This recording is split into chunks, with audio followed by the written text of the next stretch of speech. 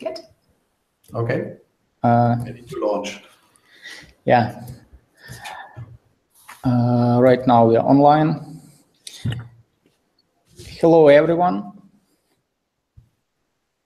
Hi. Let's count who are online with us.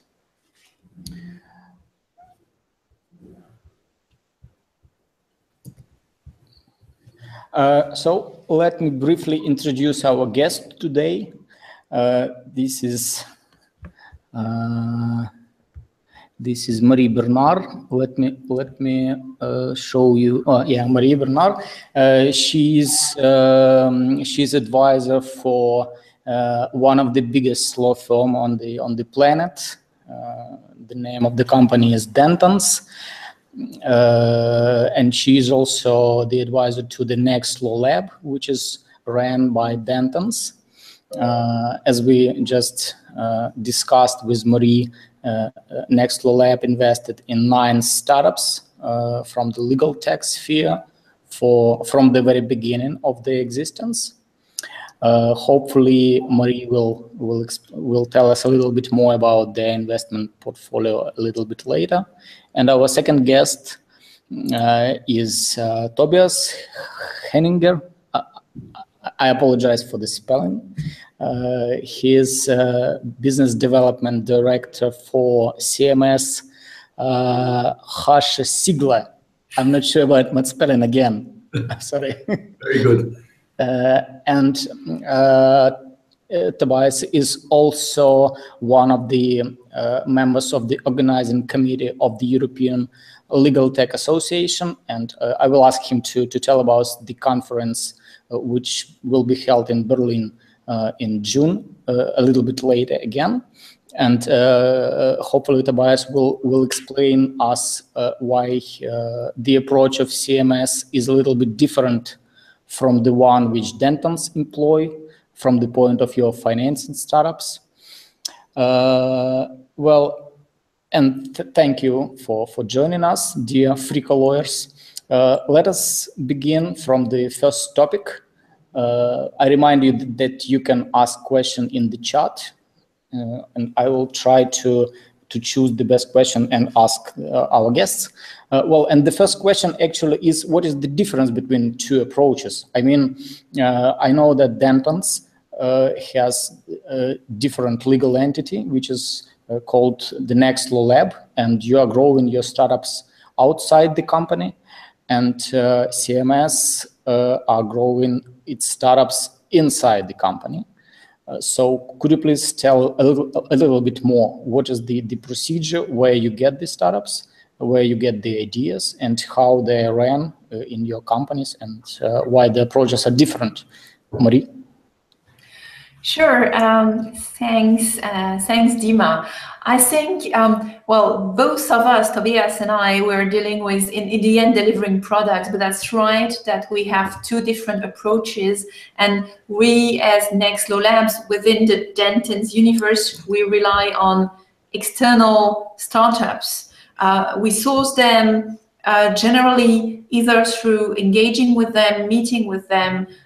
In Europe, for example, I'm doing events and a number of things, meetups. So I can meet a lot of people, but also people spontaneously come to us with an idea for a product and they pitch it on the NetLawLab's website. So we have a big funnel and we select what could be worth exploring for our portfolio with a selection process.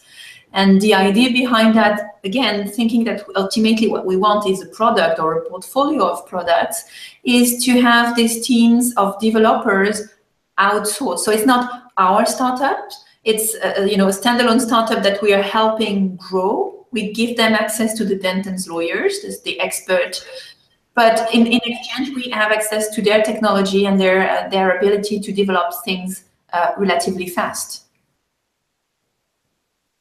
So all your developers, they are not the in-house developers. You just outsource everything to external providers. And is it the only one provider, or you decide to whom to go depending on the technology which you are going to use?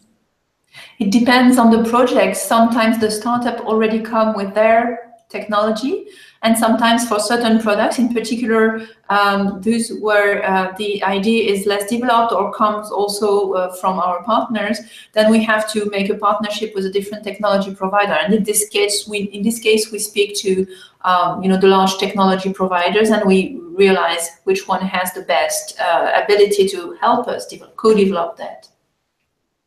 So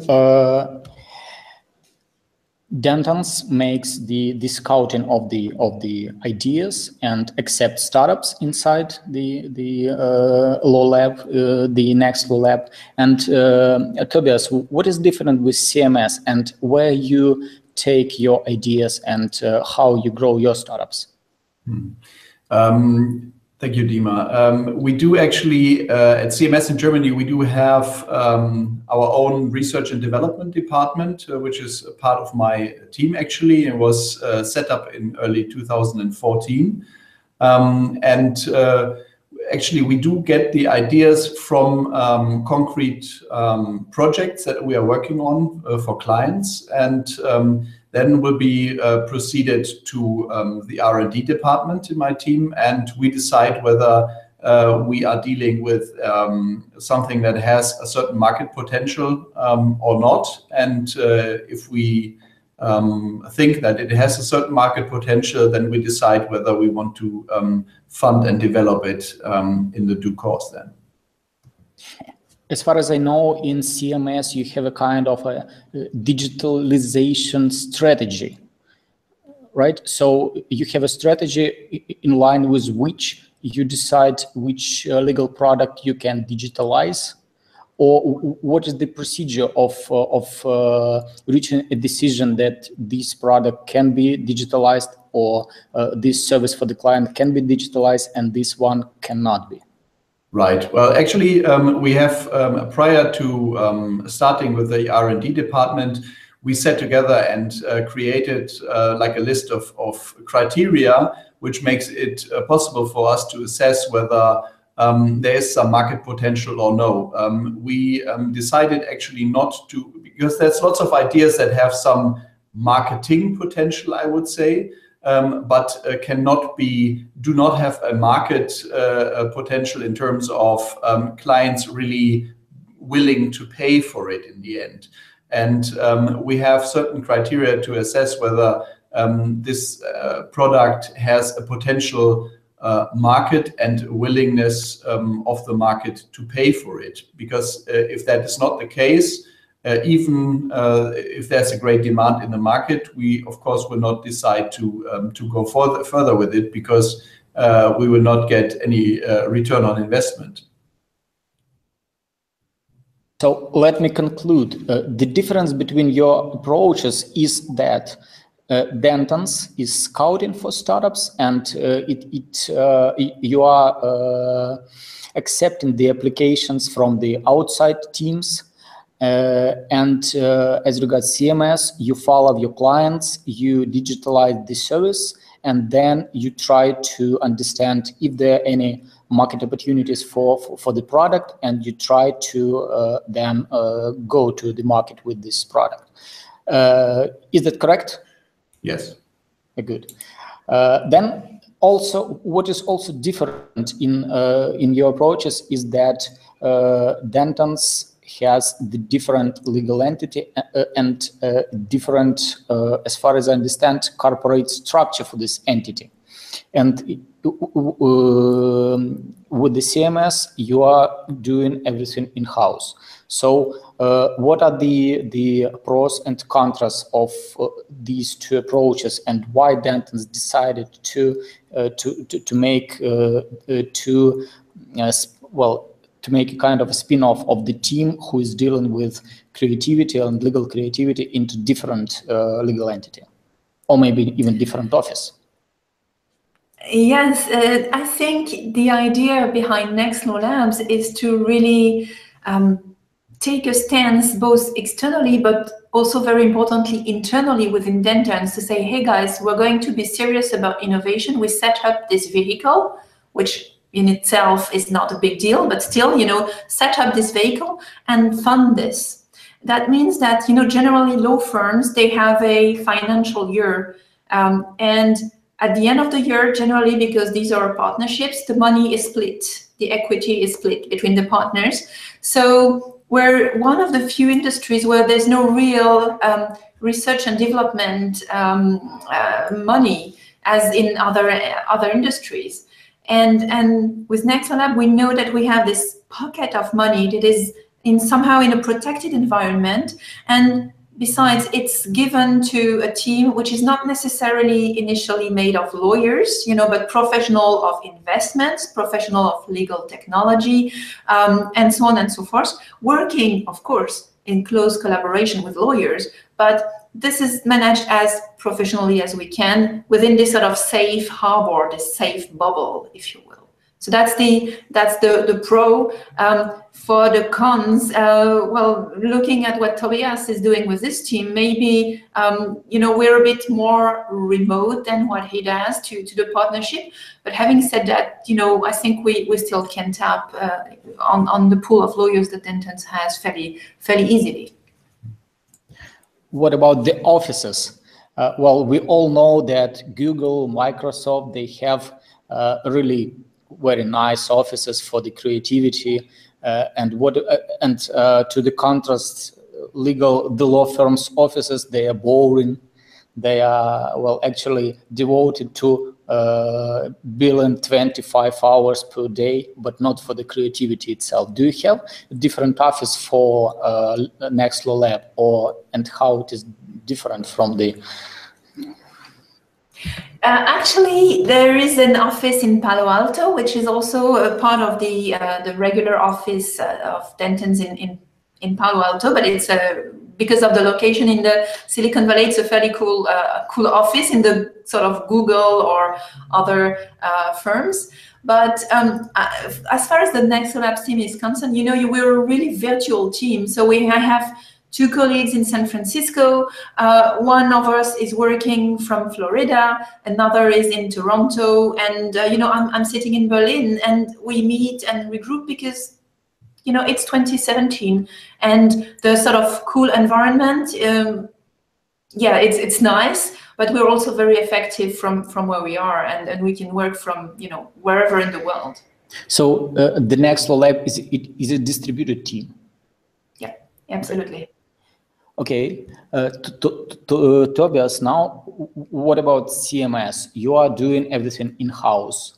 What are the pros and cons of the in-house work, and is it possible to do any creative products inside the law firm with the well-known hierarchy of the lawyers and many steps of how to get to the partner? And is it really possible to make a working product within such the hierarchy? Yes, it is possible, and I would say we've proven it, as we brought to market our first product in 1 year after we founded the R&D department, and we're going to go to market with potentially 3 other products this year. So I think there's pros and cons to both approaches, either in-house or externally, it's for me, it's always a question what works best within your let's say law firm's cultural environment. And from my perspective, for us in CMS in Germany, it works best that we have it in-house, as we are very, very close to the lawyers, and even for the offices, they are creative enough to come to us when they came up with a good solution, and to discuss with us whether it makes sense to productify this solution or not. So I think there's the question would though be if we wanted to fill the pipeline more broadly, would we go for another approach apart from just being in-house or working in-house, or having a special creativity spaces where we can come up with other solutions? Yes, maybe in the future, but so far I think we're doing well with everything in-house, except of course for the programmers. We're using external programmers to set up the products actually. We have a question from the audience. They're asking whether you employ any business analyst before understanding whether or not the product has any market opportunities. So are you doing this internally? So I mean, the board of partners and maybe some senior lawyers are deciding whether or not you have a market, or you subcontract the business analyst? No, we're doing that together with the partners actually, although I have 2 business analysts in my team as well. In-house, okay. And you, Marie? Yes, there is someone in my team in Europe who's doing the market review indeed, and we also have someone in the US who does the same. So we have the sort of European perspective and the more US focused, US centric perspective. And now, reasonable question about the rest of the people. Usually, we need not just lawyers when we are talking about the product or the service, the digital product, the digital service. We need also the product owner. We need the sales guys. We probably need the guys who decide which technology to use. I mean, the CTO or CIO. And I'm curious where to find these people, because I'm not sure that you can just come to the office one day and say, hey, senior lawyer, from today you are the product owner of this product, and please choose which technology you are going to use. Please set the KPIs and let's move forward. I think that is not really possible. But where we can find the right people for this? Well, we need business guys, not just lawyers. And how you solve this problem of people, and where you get the right people for this work? Marie, it's your turn. Okay, happy to reply first. I mean, that's also one of the good things for us when we invest in startups. I mean, some of them are in really early stages, and it's difficult because they need everything. But in this case, and this happened, for example, last year when we did the partnership with SeedCamp, we identified a number of startups, and some of them did not even have like a team for the marketing planning, or they needed advice to set up accountancy, run the books. And that was okay, but that's exactly why this partnership was successful, because actually SeedCamp had developed a good run a roster of mentors and could train them. So we would only focus on the legal or business of law aspects. So that's already a part of the needs that are covered outside. And generally, of course, we don't give project ownership to a partner unless there is a specific strong product development coming from that very partner. But generally, we have project owners within the NetLawLab's team, and it's done in close collaboration with the startup team. So we adjust to bridge the gaps that exist in the startup team.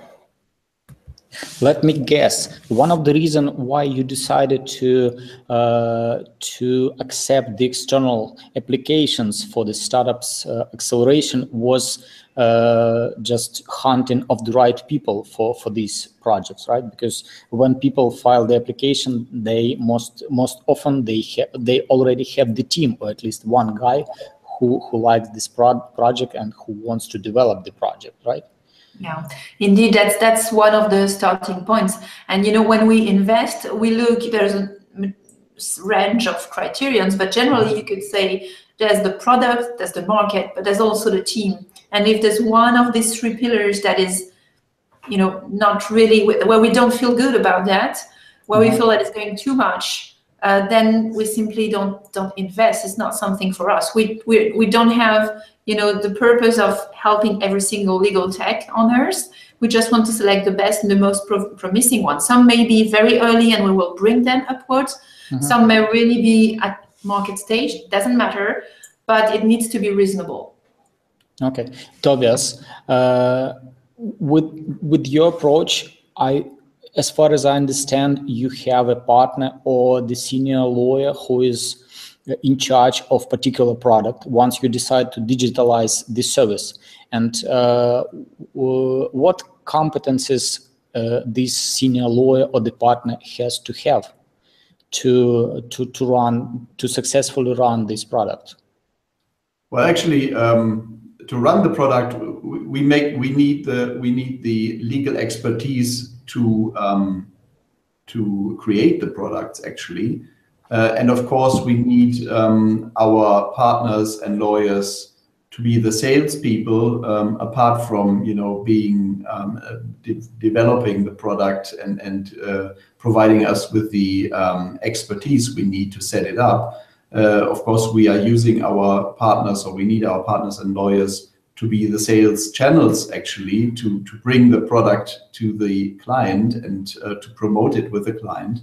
But apart from that, I do have the marketing and BD specialists and expertise in my team as well. So with all the marketing and BD measures around the sales of the products, we're doing ourselves in-house, of course. Okay, and coming back to the market, what are the chances how you assess the chances of particular startup that it will be successful on the market?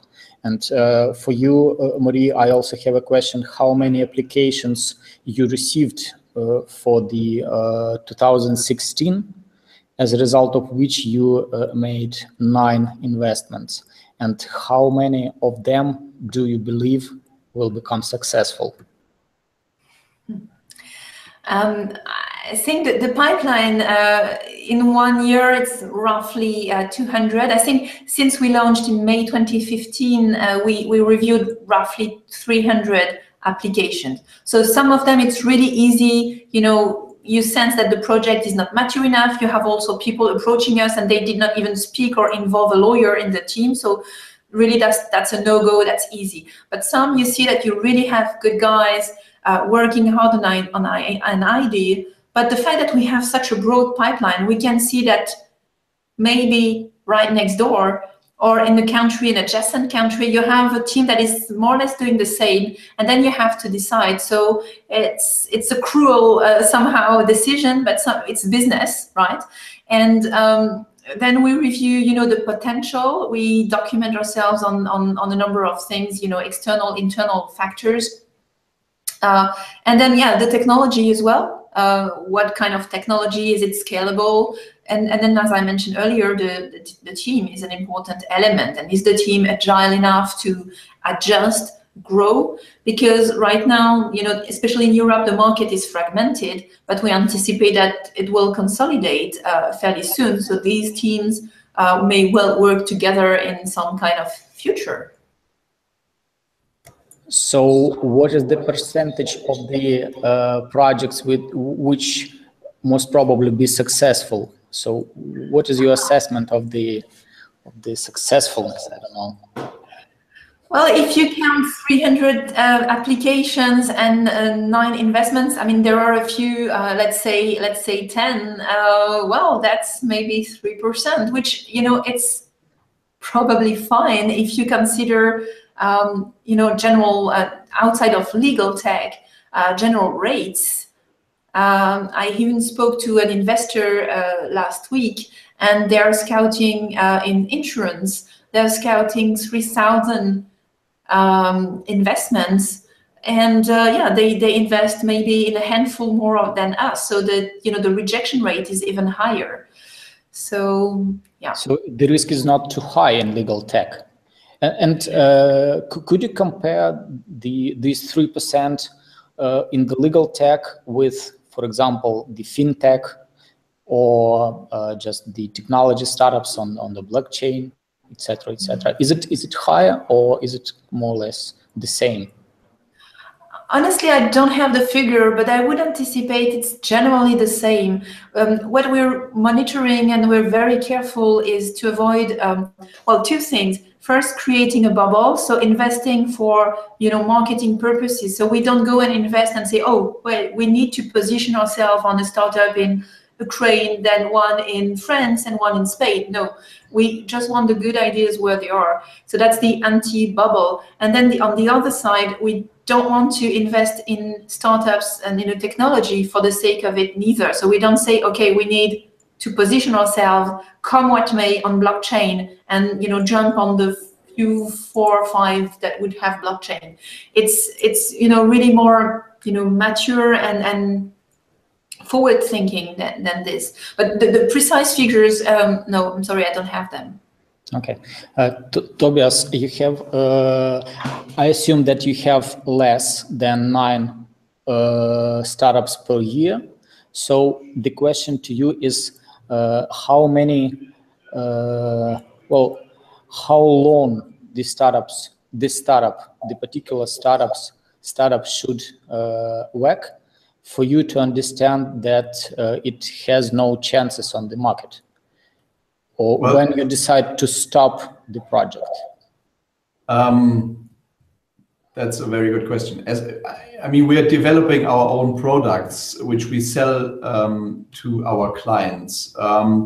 In terms of assessment of success, the first product that we launched in 2015, if we keep fingers crossed and everything goes well, we will reach break even at the end of 2017. So it would have taken us 2.5 years for the first product to reach break even. That is in comparison to an industrial product being launched to the market, that would have been a very highly successful product launch. Because usually in the industry, if you're launching a product, controllers would say you have a very successful project launch when you reach break even after 3 years or something.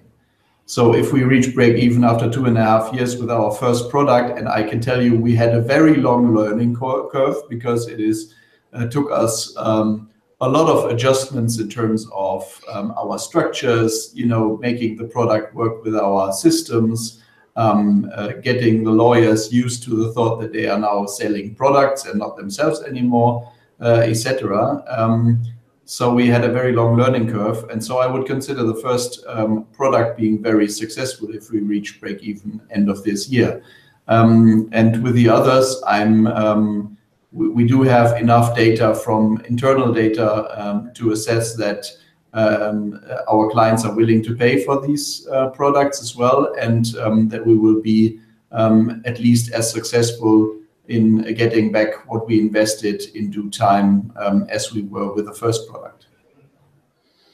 Tobias, you're so serious. We are talking for half an hour and you stay serious for half an hour. I think that the projects you are running, they are just very afraid of your seriousness. That is why you have so high possibility of success. Well, we have a question from the audience about the projects you have. The question number 1 is, are these projects, well, which part of the projects are B2C and which and what projects are B2B? For CMS, 100% B2B. And for Dentons? Yes, our core focus is B2B as well. We're exploring, but it's very early because the investment is fairly recent. We're exploring, for example, with Hire and Squire, the marketplace solutions. So yeah, this is changing, but our core focus is still in vast majority B2B solutions. Mm-hmm. Okay, and the next issue to discuss is money. We have spoken about the projects, about the people, and now let's talk about the money. Since Dentons accept the external teams and applications, then do you invest money in your projects? And if you can say what is the amount which you invest? I assume that this is the seed or pre-seed investment. Yes, the idea behind NetLawLab's investment is that we want to invest early when the teams are still, really growing. So seed and pre-seed, indeed. But we want to grow and keep our position and follow the teams on their journey to being a scale up and then being autonomous in their venture. So I'm not able to give a specific amount, and it depends. It depends. Some startups are really with small tickets, and others have more significant needs. But generally, it's in the range of investments, of venture investments. We're usually, so far we've only had minority investments, and that's also a strategy. We don't want to be, the majority shareholder, because simply that's not how we would perceive our role. We're here to give the legal tech, the legal angle to a portfolio of investor who would bring other things around the table, other skills. That's clear. Tobias, I understand that you will most probably not tell us how much you invested in your products, but still, it's not that big a secret, actually. I can tell you that we're not exceeding a couple of €100,000, so it's not a large amount of money, actually.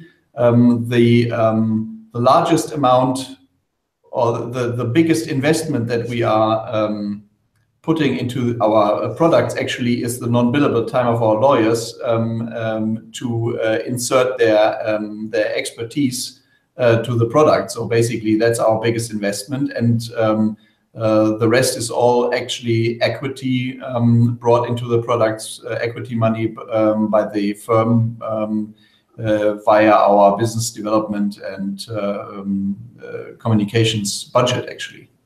Are you considering any sale of these products, or maybe further financing? Are you going to invite other investors to participate in the equity? No. No. Okay. Then just a second. By the way, I wanted also to ask, who are the investors who invest in legal tech? Because my understanding is that legal sphere is only interesting to lawyers. Are there any specific funds or maybe angel investors or just private funds who are interested in investing in legal products? I think so. Of course, the size of the market is not as large as let's say, fintech, yes, for example. Sure. But having said that, there are a number of investors who start to turn their attention.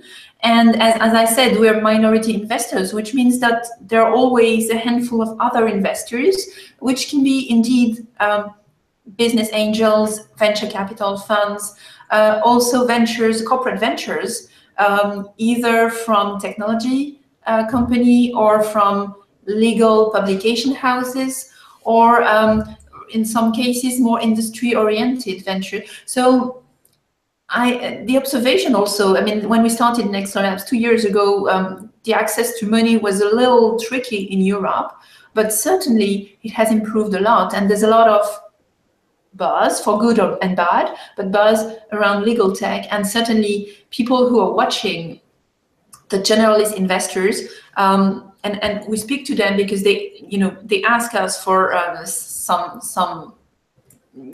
feedback on potential investment. We see a broad range of people turning their attention as part of a broader portfolio strategy. Tobias, coming back to the European Legal Tech Conference, do you see any applications or maybe investors purchasing the tickets for the conference? And who are the investors in Berlin? Who like the legal tech apart from lawyers? Well, I'm not sure if there's legal tech investors, all too many who have, or investors who have, if they invested in legal tech, have more than one ticket so far. Maybe I just don't know the market all too detailed about that actually.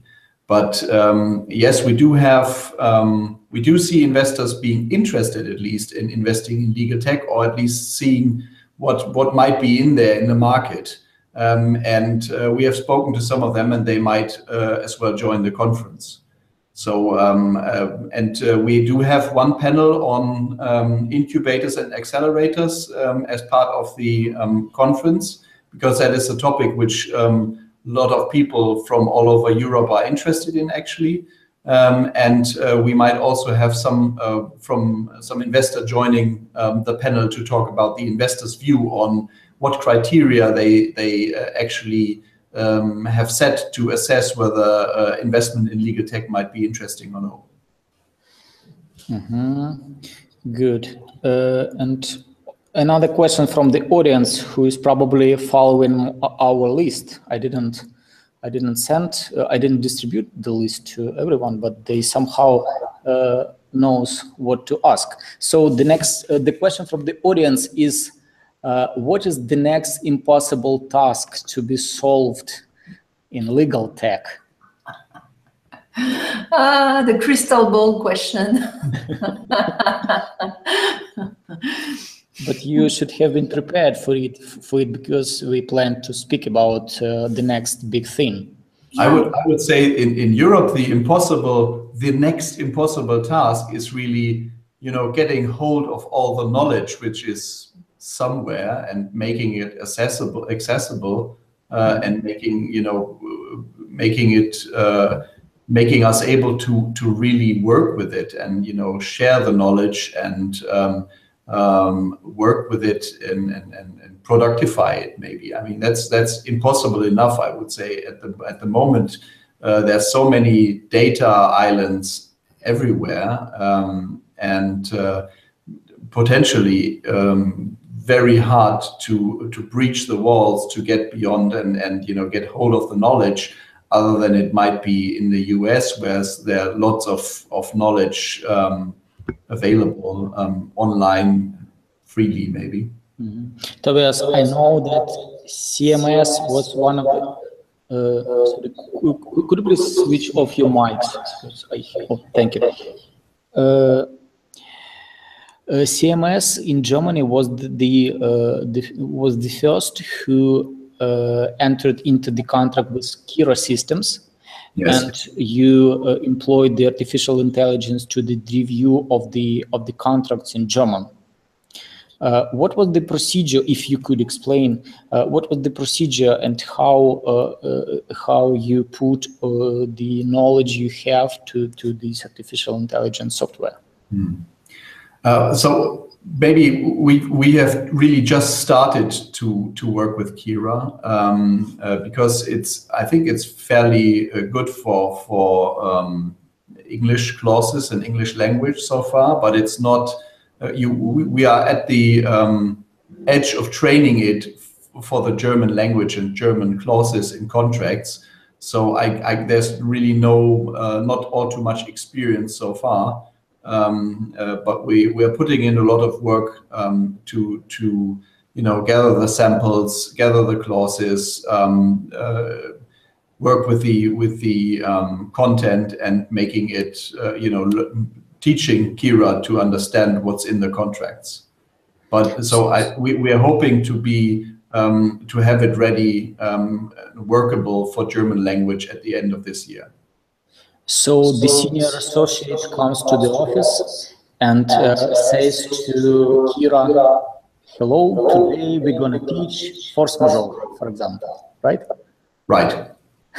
We have actually, we do have We do have a couple of people designated and assigned to teaching Kira, actually. So it's not the senior associates that are teaching Kira, and it's not the partners who are teaching Kira. So we do have Kira teachers in-house. Another question from the audience for you, Tobias, regarding the internal sales and internal R&D for your projects. Is there any conflict between ongoing market strategy of the law firm, for example, for sales guys, and the new software marketing, which includes people? I mean, in digital, you just purchase the advertising for Google. You make the texts. Is there any difference between, for example, sales of services and sales of digital services? Yeah, totally. There's actually a huge difference, and it's been kind of a it's not been very easy to make everybody understand that first of all, we are not cannibalizing ourselves with setting up our own projects. That was and products that has been really we have done a lot of explaining internally and persuading, but I think people have gotten used to the fact that we are setting up products and selling them, and that we are productifying legal advice. And I think the real turning point was when we started to get projects and mandates from our clients because we have the product, and not besides we have the product. We won mandates, huge restructuring projects, for example, because we are the ones that had a product for these in place and could work with these on the project. And that was a turning point, because then obviously everybody understood that you could win a mandate because we have the product, which really then ends the cannibalization discussion. Of course, it's at least in Germany, the legal market is highly regulated, and you're not allowed to sell, products if you are a law firm. So we had to set up a special entity for the sales of these products to keep us from being infected by corporate tax. And also, it's a very different approach for the lawyers, of course, who have been the product themselves in the past, and now they have to be salespersons for something that is not themselves anymore, but rather a software. And of course, you have to get used, or make people getting used to that kind of different approach. So you just use your innovative products for marketing purpose, right? Well, in a way, yes, but we didn't. We are not investing money and time into something that is just a marketing. No, I understand. So you have digitalized some services for particular clients, yes. And for the potential clients, you shows that look, we have this, and this, so we are quite innovative guys, and we understand what is going on in the digital era. Okay, Marie, now the question and the interrogation for you. So what are the technologies and what are the trends which you can see accepting the applications, and do you have any blockchain projects in your portfolio, maybe virtual reality, and tell us a little bit more about your partnership with IBM Watson and your ROS system? Okay. Well, the shorter part of your question, the shorter answer will be on virtual reality. I haven't seen anything so far. I may have missed something, because as you realize, having hundreds of applications as a workflow, it's distributed among the team, but we catch up regularly and around core topics, and virtual reality so far, honestly, doesn't ring a bell. Blockchain, of course, it's on the radar. I have to say, as far as Europe is concerned, there are some things on the radar, but nothing very close to being completed in either sort of investment perspective. We're rather monitoring the market, and I think, to be fair, people are still in early stages that they're trying their wings, so to say, with blockchain, and we haven't found so far a terrific use case to study. So that may change, and it's a fast-moving environment. And as far as the partnership with Watson, it's fascinating. There are many technology providers out there. So Watson is one of those where our partnership is public. It's been really cool, because we get to see this technology as it develops. We tried a number of things. Some of them failed, by the way, and which is something that we should, as an industry, speak a bit more often. And Tobias just mentioned, we're not doing this for marketing purposes. That's exactly it. We're here to bring the startup mode into our own law firms.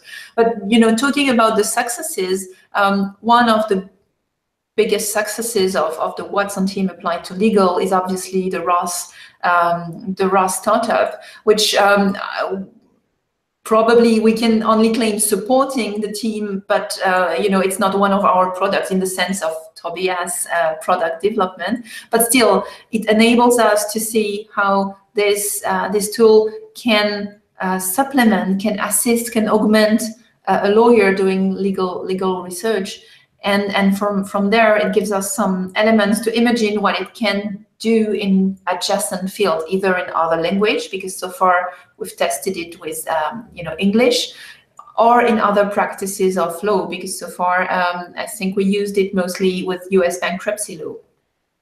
But it's just us getting our hands dirty with this magnificent Watson tool through the expertise of the Ross guys. And there are many more projects going on with Watson and others that are fascinating at the moment in terms of artificial intelligence. And as Tobias said, we have to train the machines and be passionate at some point in how we plan this. But once it starts bearing fruits, it's amazing. Who trains the machine in the NetLawLab? Well, actually, given our model, it depends. To be fair, I was about to say it's mostly the startup people who have, the most sophisticated access to the startup, to the artificial intelligence. But in another project, which was more an internal build-up, we had a lawyer who wanted to test also his ability to prepare the framework. So I wouldn't claim the full training of the machine, but he prepared a framework, he prepared wording and taxonomies, which were already much more advanced than the usual work that we do. So it really depends on the project. Well, I think that your approach to the acceleration and to building of the legal products is amazing, because you are what I hear is that you understand that fails is just part of the game, and you doesn't think that this is something really very strange in this sphere, unlike Tobias, who is very serious. And Tobias, are you firing people for fails in legal tech? Well, I think there must be some failure to it, because we're not fortune tellers. We can be completely wrong with what we assess. And I can tell you, in the first year of our first product, I had from time to time, I had the feeling that I was terribly wrong with setting it all up. and spending all the money and the time of the lawyers. But somehow, it came out as a success. Of course, you have to accept that you might fail with what you do, because you can have a great idea and you can have all the funding and all the people and all the resources that you need, and still you simply got it wrong because the market, you'll get it wrong because the market is not ready for your great product, and you have you can't do anything about it, or your clients don't accept what you do or what you sell them, because they can rationally understand that it's a great product, but emotionally, or let's call it politically, internally, they will not be able to use your or buy your product, and then you can have the best product on earth and you will fail. So and that's what you will have to accept, I think, if you're going into legal tech, because it's, from my perspective, it's a very, very difficult market, and it is extremely difficult to assess all the parameters that will lead to success. So you will have to have a high tolerance to frustration, I think, and let's say deep pockets and a long breath. I think that the market is actually not ready for 97% of our great ideas. So we have 8 minutes left, and I would ask you one final question. Tobias, could you give us a little bit more details about the conference in Berlin? What are you planning to have there? Who will be the guests? And I don't know, just tell us something good, and please smile, because I will need to make a photograph of our talk for the advertising. Okay. Recording. Thanks. I will try to smile for you. Nonetheless, I think the ELTA conference will take place on 15th and 16th of June in Berlin, actually, and we are aiming to bring together all the I call them European campfires, because as it is always in Europe, everybody's developing the wheel locally or nationally, and it's all a bit disconnected so far. And this is what we're trying to change with the ELTA, and of course with the ELTA conference.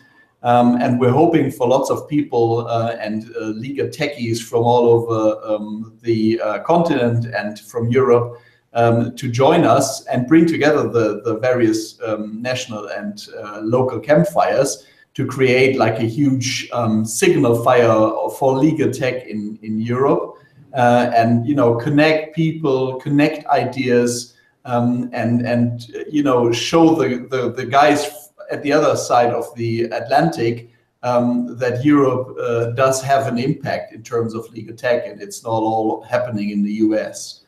And this is why we're trying to, set up a European program with European meta topics, I'd say, topics that should be of interest to a lot of, colleagues within the legal tech scene and the law firms and in-house legal departments all over Europe. And because we're thinking of the same things all over Europe, and I think it would be a great thing to get all these heads and brains together, and maybe come up with something that is greater than just a national or a local solution. Well, thanks for this sales pitch. I will be in Berlin. Marie, well, the last question I wanted to ask is how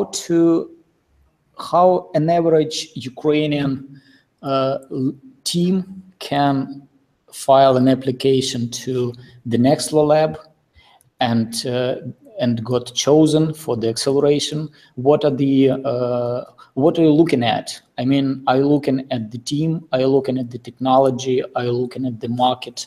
Or what are you looking at? Yeah, I think we will look at a blend of this, and we're looking for someone with the mojo in at least one or two of these fields. So people with great coding skills will probably attract our attention. But if they're just coding for the sake of it, then that might be a bit difficult to bring them to successful venture. So there need to be some kind of coherence, but one excellent element in it. And honestly, I was discussing with a team that applied because there's an application link on our website, and you can, and that's actually my recommendation. Fill the application form, and it lands directly on our desks, and we review that. And that team that I met for a coffee a few days ago here in Berlin, they actually said, oh, we filled in, it was like 1 a.m. in the morning, and then we saw the last question is, there's a 1-minute video, and we were like, okay, we're going to drop this, we don't want to do video. And then someone said, you know what, we're going to pick our smartphone and give it what we have and do it spontaneously. And that's exactly right. I'm not saying we're going to invest in that one, but that's the spirit. We should not pretend. If you're good, if you have an idea, we assume that you did our market research, because of course we will do ours. So if your market research is not good, if it's over-assuming, if you try to, have projections that simply are not realistic, we will find it, and you're not going to make it to another round. You're not going to be selected. So do your market research, do a fair product assessment, but also be very clear about what you have and what you want to get. There's no need to lie. We have tech people. So sometimes we invested, and the prototype or the product was really rudimentary. You don't have to have something super developed, but if you have a vision, take the time to think about what you have, and then simply go for it. Believe in yourself, and that's also why we're here, to have an open mind on the market. Well, great. I will file an application in a couple of hours and will make the video on my smartphone. Well, okay. Tobias, Marie, thank you so much for this honest talk. I think that you are the pioneers on this market, and probably in a couple of years, I hopefully find this video somewhere in the Wikipedia, in the article of pioneers on legal tech. Thank you so much, and hopefully see you in Berlin. Well, bye-bye, and thanks to all who listened to us and asked the questions. Well, thank you. Thanks, Dima. Thanks, Dima, and happy to see you in Berlin then.